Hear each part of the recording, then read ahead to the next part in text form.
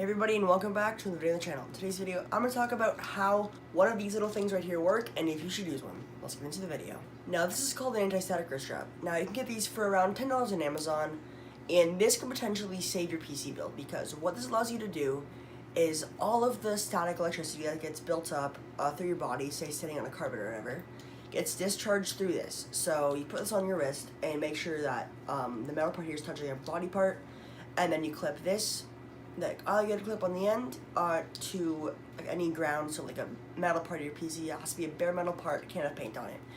Now, without this, what would happen is all of the static electricity that gets built up through your body will go through your body and then out your hands, and you're touching your parts such as your graphics card, and it'll like shock it and it'll be toast. Now comes the question, should you use one of these? Now in my opinion, yes you should, because you're basically saving a couple $100, maybe $1,000 by not being at a risk of shocking your parts and frying them. Unlike if you didn't, you'd be at a higher risk, or there would be a risk of you shocking your parts and frying them, resulting in you having to buy new parts, which would cost you $1,000 depending on the part, or a couple $100.